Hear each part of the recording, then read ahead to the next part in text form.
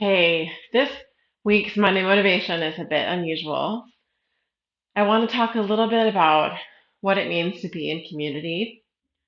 I've been thinking about this a lot ever since I read this article in The Atlantic, I guess about 8 years ago, which is when I decided to come off of Facebook the first time, where it talked about how over time, as society has adopted technology, we've sort of started to outsource um, some of the things that the benefits that used to come from being in a deeply social um, organization. So we are naturally social beings. We desire community and connection with others, mostly because we have relied on groups of our same species for survival over, thousands of years. Collaboration has been essential for hunting, for caregiving. So, like, it's really deeply in our DNA to be connected to other people. And through the course of course, being a sort of older millennial, I have lived without technology or without social media, without the internet. And then around the time I was 18, the internet was sort of becoming a thing.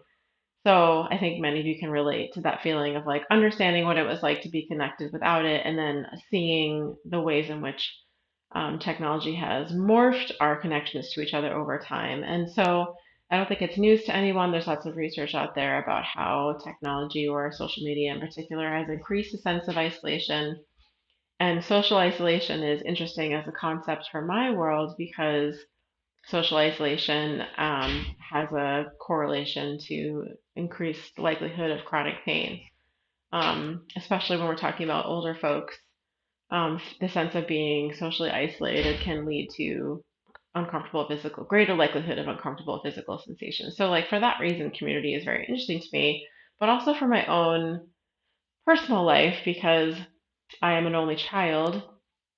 I can't remember a time in my life when I didn't feel lonely.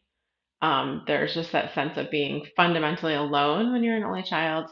I don't know if other only children can relate to that. I would love to hear your thoughts on that. Um, but yeah, that's kind of a feeling I've struggled with over time, and so I try to build community wherever I am, and have a sense of connectedness to others. It doesn't always work out the way I hoped, and so that is just kind of always on my mind. And I think COVID um, made things even harder in an environment that where we were already having a difficult time connecting authentically to each other.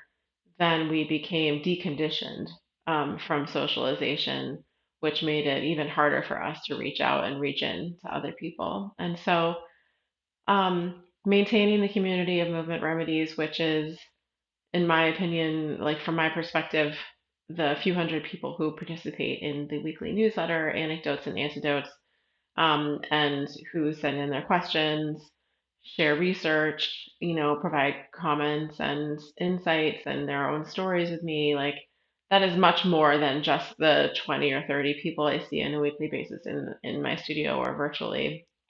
And so building that community has meant a lot to me because, especially as a chronic pain sufferer, there were many, many times um, where I felt very alone and kind of lacking in hope because it felt like I wasn't getting any answers from the typical channels. And so I started to wonder if I was just kind of losing my mind. And again, I think if you've out there and you've experienced chronic pain, like you have probably had moments like that. Um, and so I want us to be like a safe place for people to come to get encouragement about the hope that is possible in a body that is constantly capable of progress and the ways in which we can achieve that progress and how we can define it for ourselves. So, all that to say, if you've seen my newsletter, or if you're seeing my newsletter right now, um, then you know that I'm making an announcement, which is that the studio is relocating from Boston to Edinburgh, Scotland.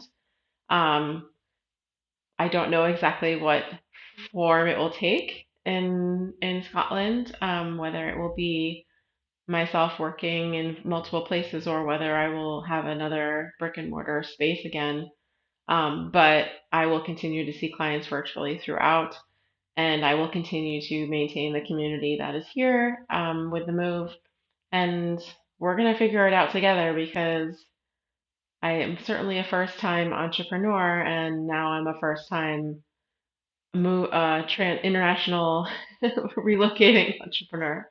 Um, yeah, so I'm just figuring that out. And I think it's important to experience the ways in which community can shift over time and acknowledge how there may be feelings of kind of loss. I certainly have some feelings of loss, if I'm being really honest. As excited as I am for the move, there's many connections here that I, in person, have really cherished, and so I'm really appreciative to everyone who's entrusted me with their movement goals, and I hope to continue to support everyone as much as I can in whatever iteration that takes.